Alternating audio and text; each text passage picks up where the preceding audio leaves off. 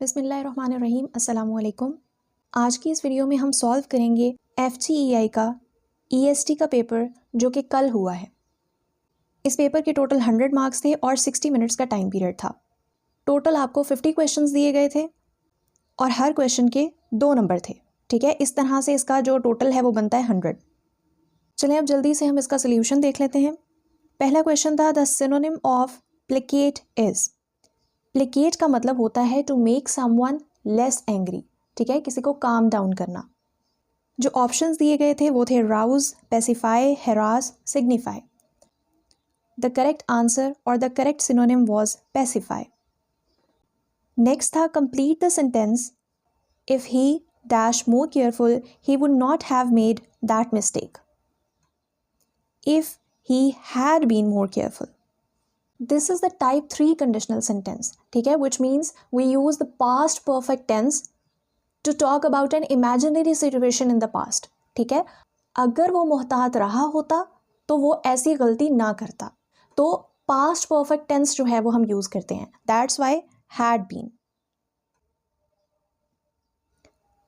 Next है the mice danced and sang till midnight.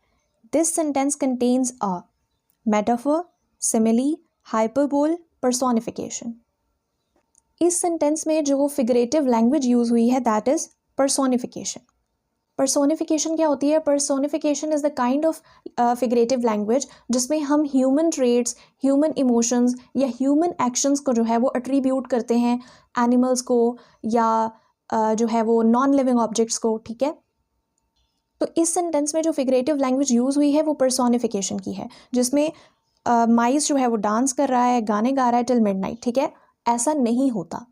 It is a human trait जिसको हमने attribute किया है टू दैट एनिमल। नेक्स्ट है the antonym of plausible is.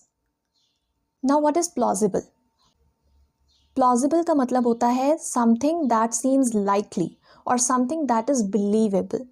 इसका opposite क्या होगा? Something that is not believable, something that is unrealistic. अच्छा, अब बात यह है कि इन्होंने सारे के सारे दिए नेगेटिव में ही हुए हैं, लेकिन करेक्ट टर्म हमने जो है वो चुननी है इसमें से कि करेक्ट टर्म कौन सी है। वो इनप्लॉजिबल है, वो अनप्लॉजिबल है, इम्प्लॉजिबल है या डिसप्लॉजिबल है। तो करेक्ट जो टर्म है वो है implausible. Neither accusation is true. The underline word is. अगर आपने ग्रामर अच्छे से की हुई है तो आपको पता होगा। The answer is distributive numeral adjective. Distributive numeral adjectives refer to individual members of a group or pair separately. अगर मैं इसकी और examples दूँ तो वो आ जाती हैं each, every, either, etc. Next है which of the following sentence uses an adverb of frequency correctly? Adverbs of frequency की examples क्या हैं? Always, usually, often, sometimes, rarely, never, etc. अच्छा, जो एडवर्ब्स ऑफ फ्रीक्वेंसी होते हैं ना, ये टिपिकली जो है वो मेन वर्ब के पहले आते हैं। तो इस सेंटेंस में जो एडवर्ब ऑफ फ्रीक्वेंसी है वो कौन सा है? रेयरली। ठीक है, अब हमने ये देखना है कि किस सेंटेंस में इस एडवर्ब ऑफ फ्रीक्वेंसी की जो प्लेसमेंट है वो ठीक है। इसका रूल क्या है? एडवर्ब ऑफ फ्रीक्वेंसी जो है वो मेन वर्ब से पहले आते हैं। अब यहाँ पर जो मेन वर्ब है वो क्या है? गो। तो करेक्ट प्लेसमेंट क्या होगी? I rarely go to the park. Go से पहले रेयरली आएगा।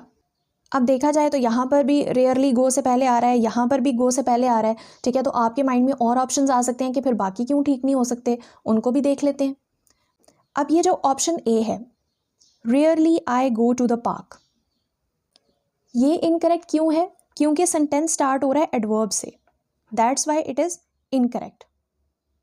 अब सी की बात कर लेते हैं, आई गो रेयरली टू द पार्क, ये इनकरेक्ट क्यों है? क्योंकि एडवर्ब ऑफ फ्रीक्वेंसी जो है वो मेन वर्ब के बाद नहीं लगता। Rarely go I to the park, ये तो आपको पता चल रहा है कि ये ग्रामेटिकली इनकरेक्ट है, इनवर्जन हुई हुई है पूरे सेंटेंस में। नेक्स्ट है change the voice. Ahmed married Sara, Sara was married by Ahmed. I reached the station, the train dash. Correct answer क्या है? Had left. Here, the action of the train leaving the station happens in the past before another past action. और ऐसी situations में हम क्या करते हैं, हम पास्ट परफेक्ट टेंस जो है वो यूज करते हैं. नेक्स्ट है level is which type of the word. Synonymous, parallel, onomatopoeia, was living. Was living वाला तो है ही गलत. आई थिंक सो ये ऊपर से कॉपी पेस्ट हो गया हुआ है. अच्छा, अब अगर मैं सीधी सीधी बात करूं तो इनमें से कोई भी ऑप्शन ठीक नहीं है. अगर फोर्थ होता नन ऑफ दीज तो आंसर इसका वो होना था. क्योंकि सिनोनिमस का क्या मतलब होता है? Synonyms refers to the words with similar meanings. For example happy and joyful. ठीक है, दोनों का मतलब क्या है, एक जैसा है. That's why synonymous. ठीक है, सिनोनिम से निकला है. उसके बाद है पैरेलल. पैरेलल जो है it typically relates to the grammatical structures. अब अगर हम इसको थोड़ा सा लूजली इंटरप्रेट करें तो फिर हम लेवल को इसकी कैटेगरी में डाल सकते हैं. आगे है onomatopoeia. Words that imitate sounds. For example बज, बूम, हिस. ठीक है, ये सारे वर्ड्स जो कि इमिटेट करते हैं साउंड को, या हम किसी साउंड की नकल करने के लिए उनको यूज करते हैं, उसे ओनोमेटोपिया कहते हैं. And level does not mimic a sound. तो अगर मैंने लूजली इंटरप्रेट किया तो ये जो है लेवल, ये फॉल करेगा पैरेलल की कैटेगरी में. बट अगर यहां पर नन ऑफ दीज का ऑप्शन होता तो हम उसे मार्क करते. क्वेश्चन नंबर 10 है change into indirect sentence. She said to me what is your name. She asked me what my name was. इस तरह के क्वेश्चंस के लिए आपको कंप्लीट रूल्स जो हैं वो स्टडी करने पड़ेंगे. क्योंकि एफपीएससी के पेपर हों, पीपीएससी के पेपर हों, एनटीएस के हों, या किसी भी और जॉब का स्क्रीनिंग हो, उसमें जो है वो डायरेक्ट इनडायरेक्ट पूछ लिया जाता है. नेक्स्ट है the primary goal of education according to Bloom's taxonomy is critical thinking. Next है example of formative assessment is. Formative assessment क्या होती है?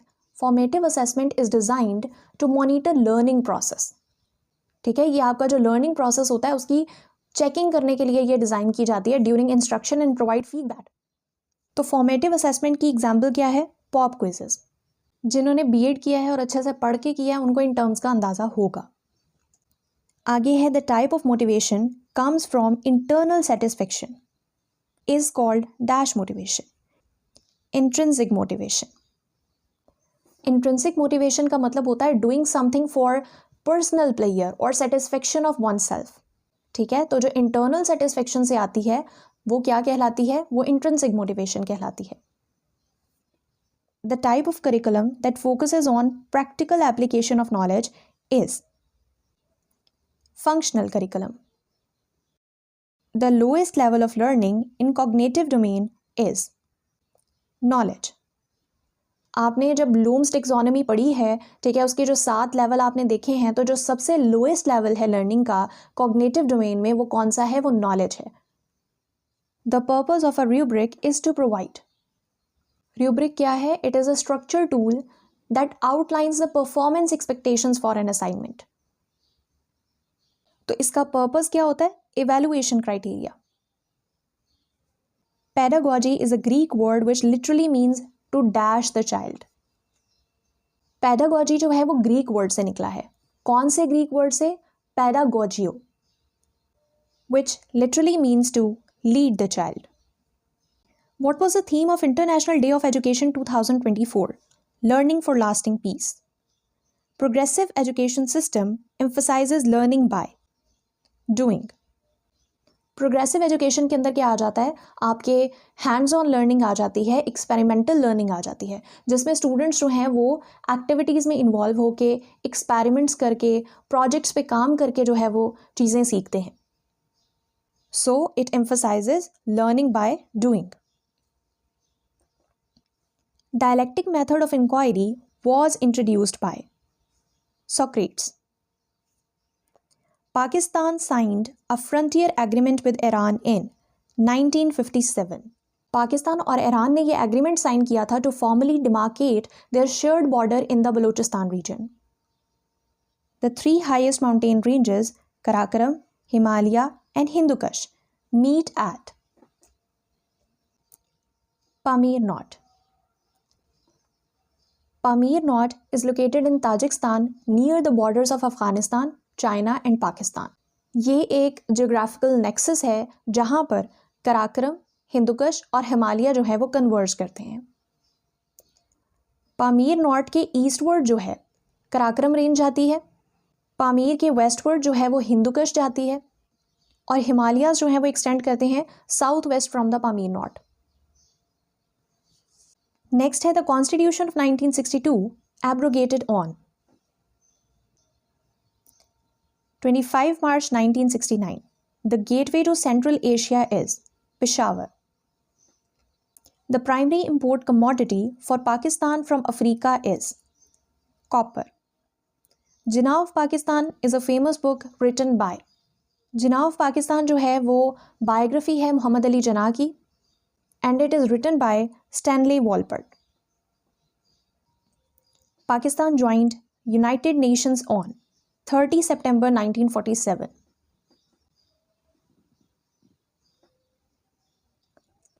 Benazir Bhutto sworn in as first Muslim woman Prime Minister in 1988. First country to recognize Pakistan after independence was Iran. Mangla Dam is located on the river Jhelum. The part of human brain that detects temperature changes in the blood, hypothalamus. Hypothalamus brain का वो part है जो कि blood में temperature changes को detect करता है। विच vitamin is essential for blood clotting? Vitamin के। और वाइटामिन के क्या है? फैट सॉल्युबल वाइटामिन है। In a face centred cubic unit cell the number of atoms per unit cell is 4. The main cause of acid rain is sulphur dioxide. The gas responsible for fermentation is carbon dioxide. Which unit is used for measuring electricity? Electricity is measured in watts, kilowatts, kilowatt hours, megawatts, gigawatts, etc. So the answer is kilowatt hour. Radioisotope of carbon used to determine the age of rocks, C14. And this process is called radiocarbon dating. The type of radiation with highest energy is gamma radiation. The rear view mirror of a motor vehicle is convex. Which property of light does not change during refraction? जब light refract करके आती है तो उसकी जो property change नहीं होती वो है frequency. It remains constant. A linear equation in two variables always represents a curve. These are the vertices of a parallelogram. The point 35 is at minimum distance from y-axis. अच्छा, ये सारे जो हैं वो मैथ्स के क्वेश्चन हैं जिसके लिए आपको अच्छी खासी प्रैक्टिस भी करनी पड़ेगी, आपको अच्छे से मैथ पढ़ना पड़ेगा, तभी आपको ये सारी चीज़ें समझ आएंगी, अदरवाइज आपको समझ नहीं आएंगी, आपको सॉल्व करना नहीं आएगा. अभी फ़िलहाल के लिए आपको इनके आंसर्स बता देती हूँ. The probability of getting m in Muhammad is 3/8. Next two terms in the sequence 1/827 are 64 and 125. A rectangle has a perimeter of 50 cm and its length is 15 cm. What is its breadth? इसमें आप simply formula लगाएंगे. perimeter of rectangle is equal to 2 multiply by length plus breadth. यहाँ से आप breadth की value calculate कर लेंगे, which is 10 cm. The logarithm of unity to any base is 0. The sum of two numbers is 50 and the ratio is 3:2. What is the smaller number? 20. यहाँ पर D maths का rule लगाएंगे. पहले divide करेंगे, फिर multiply करेंगे, फिर add करेंगे और फिर सब्ट्रैक्ट करेंगे. इस तरह से जो है वो आप इस क्वेश्चन का आंसर कैलकुलेट करेंगे. नेक्स्ट है 2 and -3 are the roots of. इसका आंसर है A. So this was the solution of the whole paper. For more such videos, stay tuned to Corselia. Thank you. Allah Hafiz.